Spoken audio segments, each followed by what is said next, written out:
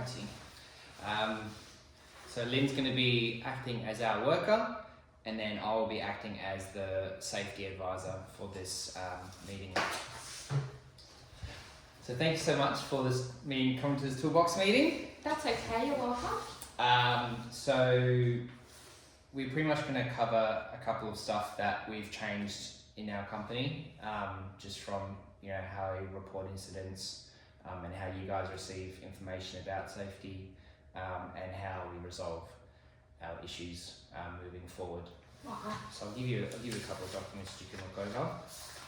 So that's a recent hazard report. That's This is the one Alex did? Yes. Yeah. And then this is our updated flowchart, which I'll go through as well.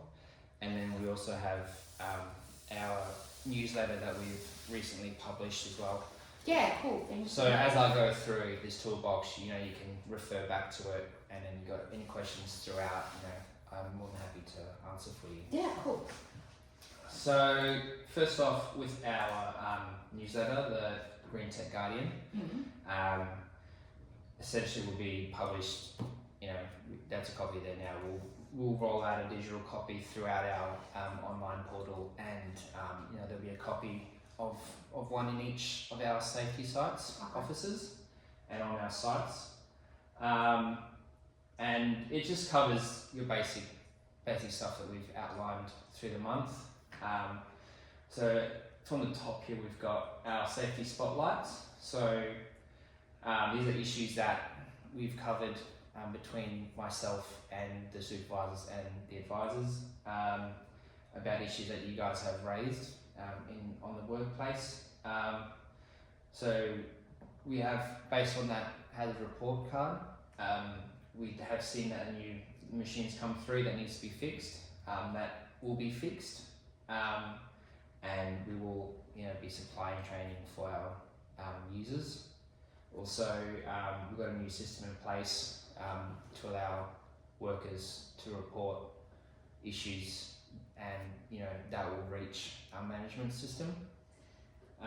Also, we've got, you'll notice around the job sites in the next coming weeks, a lot more signages in place, and translated signages, signages that might be visual or text, and that will help our international workers as well get a better understanding of what their tasks are, what the dangers are in relation to those tasks. We will also be translating the swims that they'll be signing on, just so they can get a better understanding as well of their tasks that they'll be undertaking in the workplace. Okay. And then on our left-hand side here, we've just got a basic outline of what our responsibilities are as a PCBU, as an officer, and as a worker like yourself and myself. So essentially, for our company owner, they just need to ensure that us workers have a safe workplace to conduct business. For our officers or management, they need to exercise due diligence and make sure that the PCBUs are compliant, and all their work health safety policies and procedures are in line with current Work Health Safety Act and regulations. Currently it's the Act 2020 and the General Regulations 2022.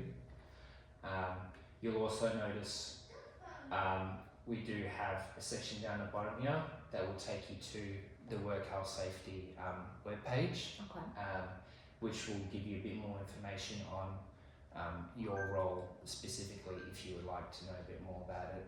Alternatively, you can come to myself or our health and safety representatives if you want more clarification on your role itself, or if you'd like to know the roles of our other levels. And then back with safety, with maintaining it, obviously is one thing, implementing it is also another to maintain and ensure that we're constantly improving on our policies and procedures.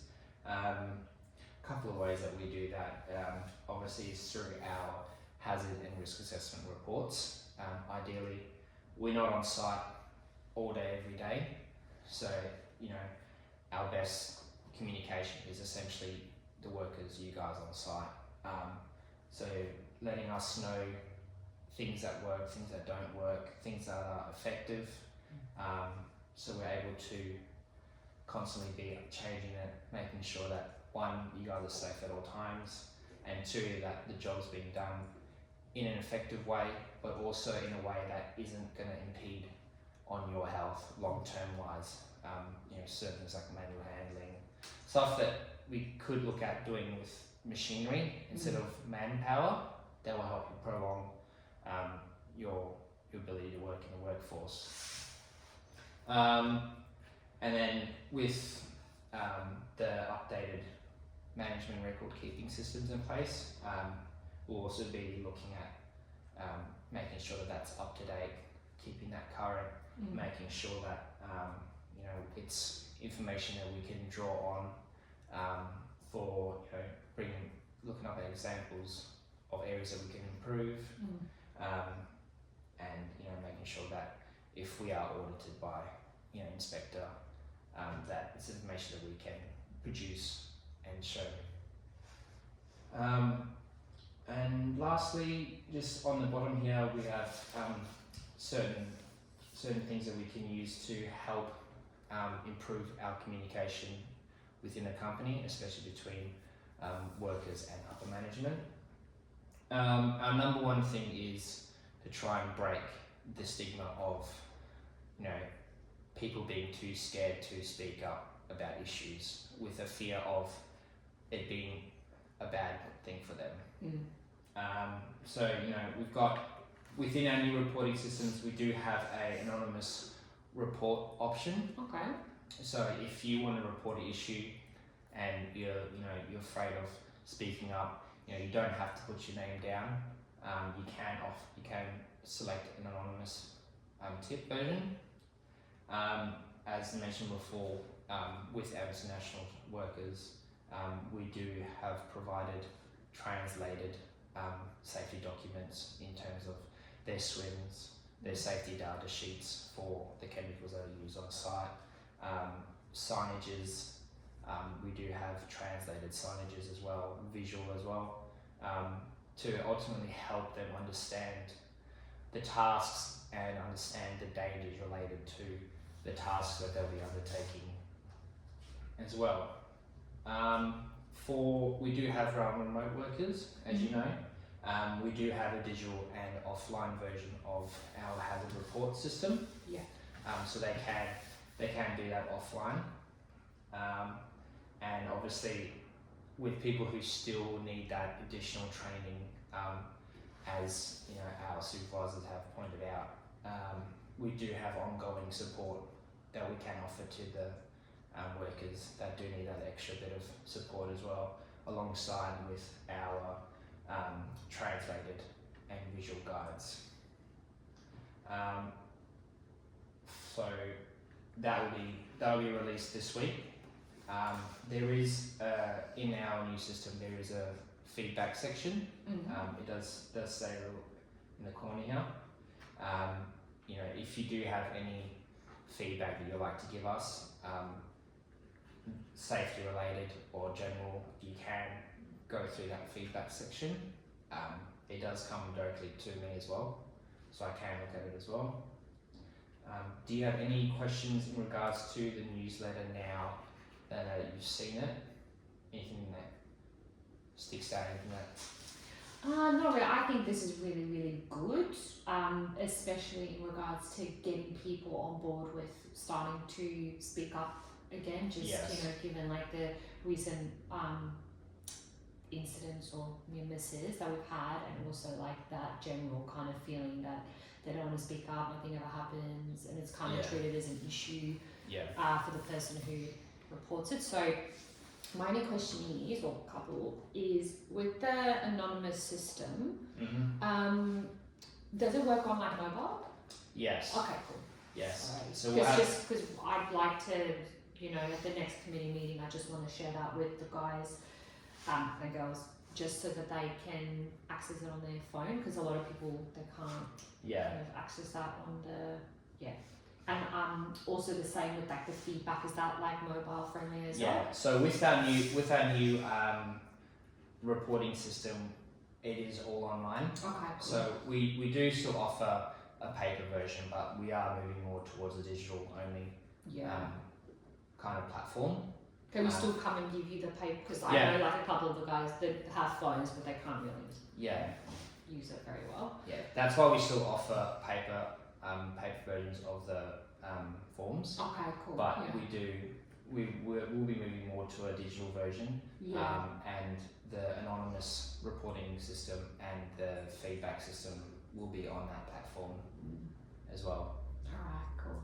And with the remote workers, they will still be able to access that offline when they don't have any signal. Okay, that's really, really good. So, Because that's going to be my other question. Sometimes in the factory, I don't know, sometimes we don't have good connection in that, like just after midnight. Just for a few hours. So that's really good that we've got online, an offline version as well. Yeah, so essentially you can still file a report. It will just save, and then once you gain connectivity again, it'll automatically send through. Okay. So it'll kind of just sit in like a queue. Yeah. So you still be able to send through a report if you don't have any signal. Yeah. Okay. Cool. I think that was basically it. I'll just have a look. Oh, and are we going to get more information about where to save all like the records, or do we just send it to you at the moment, James?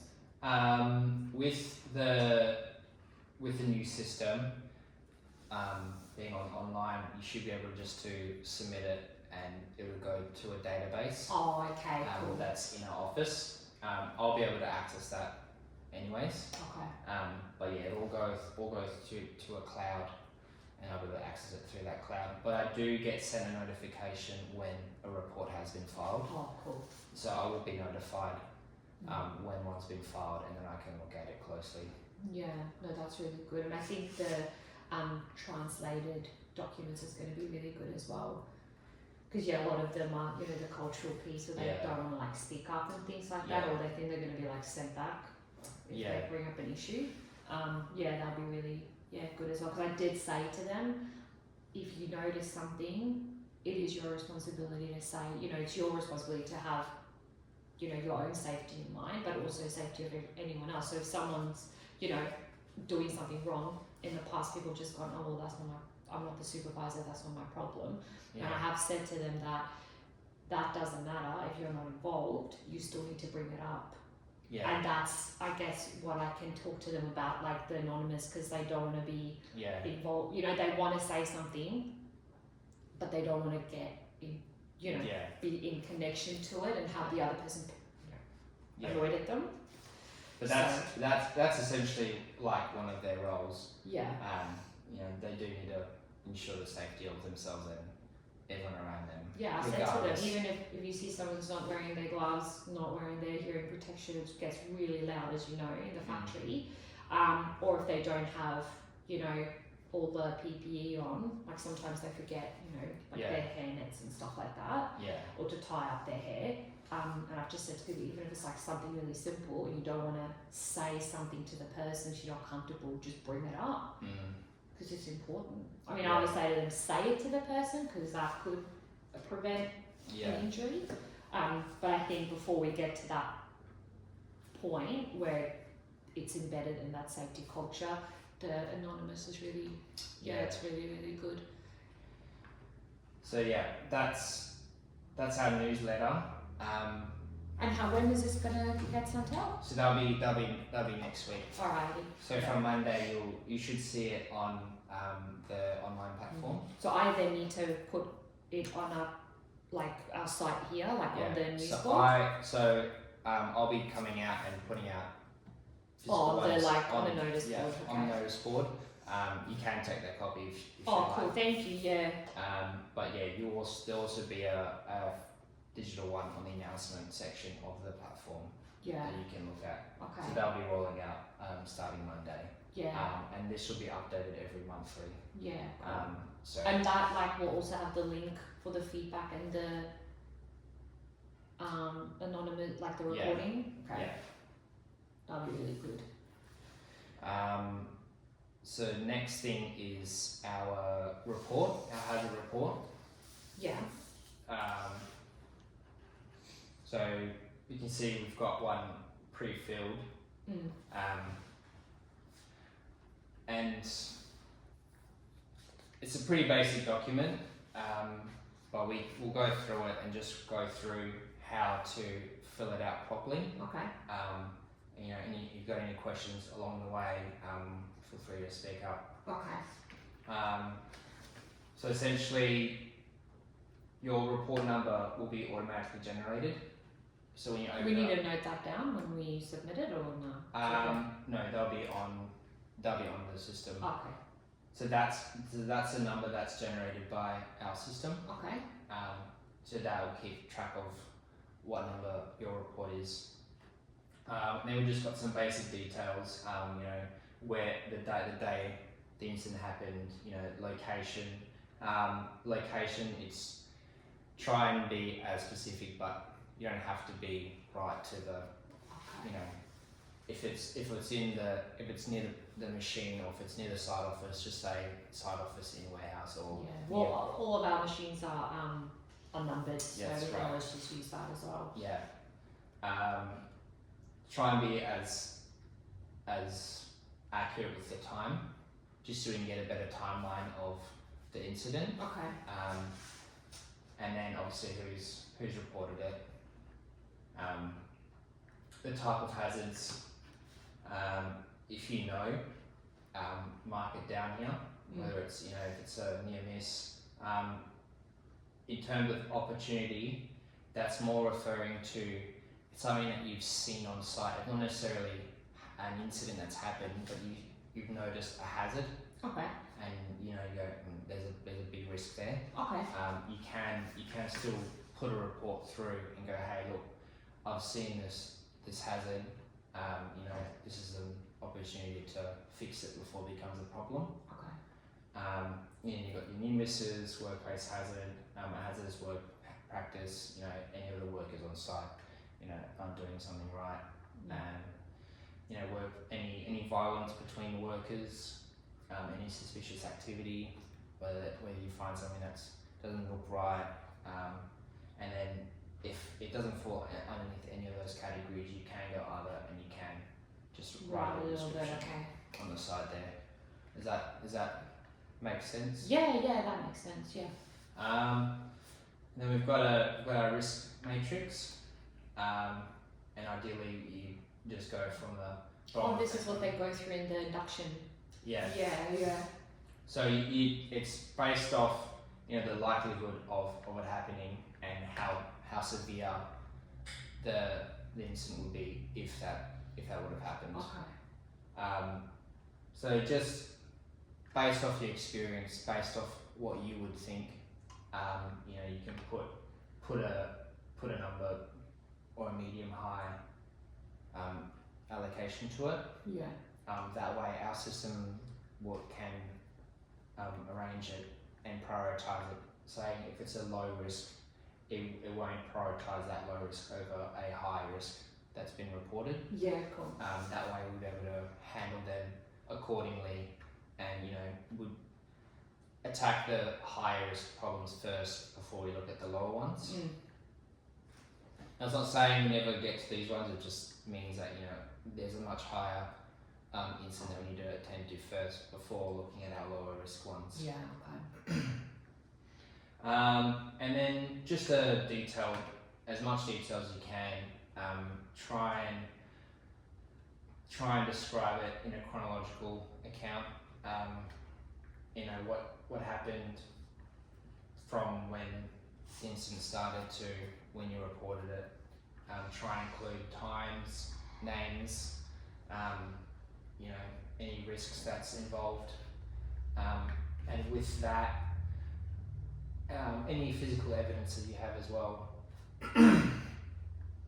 Any photos of any damages or any wrongdoing, as you can see. You can see in this example, we've seen someone's taken a photo of the new machine that has that data installed.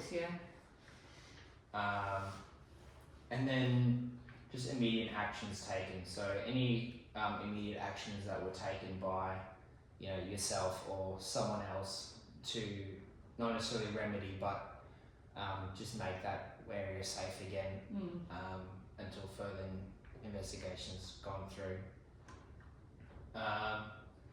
And then just a resolution and follow up. So this is more so for our health and safety representatives and management. So ideally, off that, we need to come up with just some resolutions that HSE and management can follow through.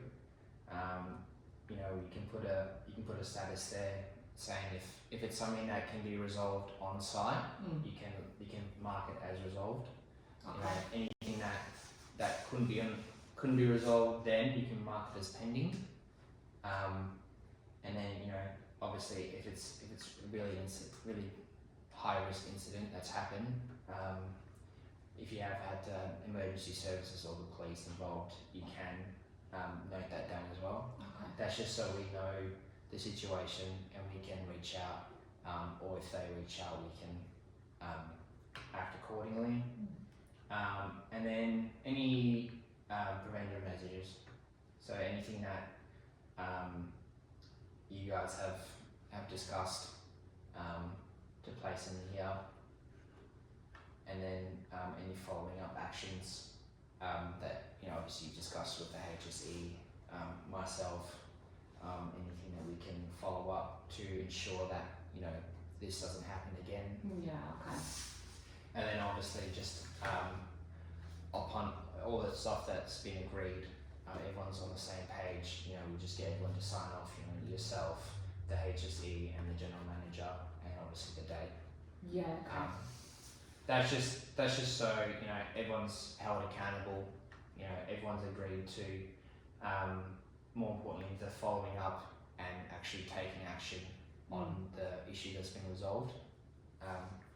Do you have any other questions? No, that's pretty self-explanatory. I mean, Alex said that he found it really easy to complete the form. That was his first time doing it, so it makes sense to him. We do have in each section there is a bit of a greyed out text, and that just kind of helps guide people. As mentioned before, we can have this in a translated form. That'll be good. To the other languages that our workers speak, just so they understand it as well when they have to do one. But this will be available in a physical copy, like your newsletter. We will have a couple of them in our offices and on site. This will be also available on your digital platform as well. Alright, cool. With the physical ones, if you have to fill out a physical one, you can give it to the supervisor, who can give it to the HSE, or you can give it to me if I'm on site, and I can give it to the HSE directly. But that's our new report that you can place. Cool. And then I forgot. With our issue resolutions, we also created a new flowchart. As I've given you one there.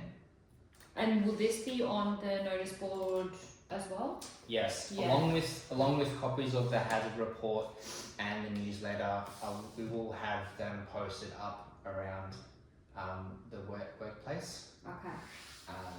That's really good, and that looks really, really easy as well. Instead, because people aren't gonna read a list of stuff. Do you know what I mean? So that kind of following it along is really helpful. Yes, and it's meant to be general in nature. So it covers every situation that you may come across, and it's just basically once you've identified the issue, does it pose an immediate risk? Yes, no. If it does, you obviously stop works. If it doesn't, you can report the hazard and consult with the supervisor. Yeah. Obviously, while you're doing that, complete a hazard report form. Fill out the boxes. Can it be immediately resolved as you work your way down? We've got, you can escalate it every step. If you can't resolve it on site, we'll go to HSRs and management. If it can't be resolved there, we will have to go to upper management and talk to the PCBU. If it can't be resolved, then we'll have to get external intervention from the work health safety inspectors. At that point, we'll have an investigation on that note with inspectors.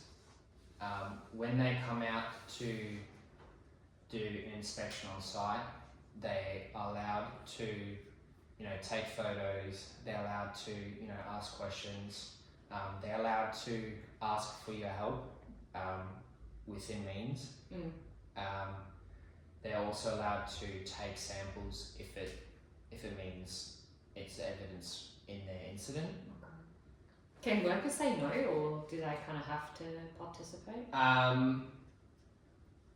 It's under reasonable help. So if they're asking you to conduct an investigation for them, they're not allowed to do that. Okay.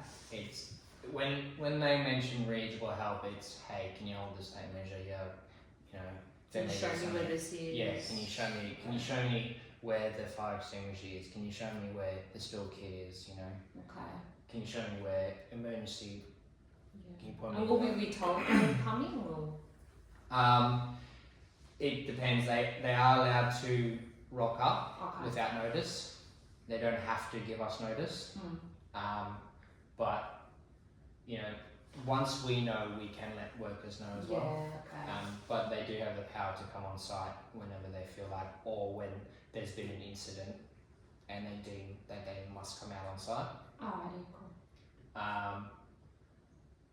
And then obviously from then on, they'll issue a personal infringement notice. And then from there on, we can consult, and if the solution is fixed, then the pin will be removed. We can continue works, and then from then on, we will monitor and make sure that the implemented changes are effective and they are working in the workplace. Cool. So that's our flow chart. Do you have any other questions? Anything that is confusing with the layout or confusing with any of the boxes? No, not really. I think the colour version's really good if we put that one up, because that really... Yeah, I think that will work really well. But no questions. This is really good, James, because we didn't have anything before. We didn't really know where the hazards, like when we reported stuff, where it went, what happened. So this is really good to make it more transparent. For the guys on the floor. So no, that's really good. Thank you. And with the, just going back on the safety and getting people to speak up about it, we need to also understand, if we don't speak up about it, the penalties involved in that. So obviously at a higher level, which obviously it doesn't concern you, but at a higher level, if their PCB aren't found to be compliant, it is a $35,000 fine. Ooh. Yeah. Okay. Yeah. I didn't realise that. But any penalties on a worker's level, it's about 7,000 if you're found faulty. So what? A person could be actually fined directly? Yeah. I'm gonna have to tell people that, because I don't think they know that. Yeah. But that's where, if you want more information about stuff like that, you can look at the workplace safety Mine at our next website. committee meeting, just let them know, and then like maybe I'll share the newsletter. You know, we'll get the newsletter anyway, but I'll make sure that they, Yes. And then with our newsletter, we will, if there's any changes to the Act or the regulation or any policies, we will be highlighting it in our newsletter. Yeah. Just so all the workers know. Yeah, I think just so everyone's like, you know, aware and on the same page and stuff like that. Apart from that, is there any other questions you have about? No, not really. I think this is really good. We'll get a newsletter, everyone is aware of any changes, their responsibilities, and hopefully with all of this now in place, we'll see a bit of more of an uptake of people reporting stuff. Yes. And then less near misses or, you know, less incidents. Yeah. Yeah. But no, it's all good. Thanks, James. Nice. Thank you.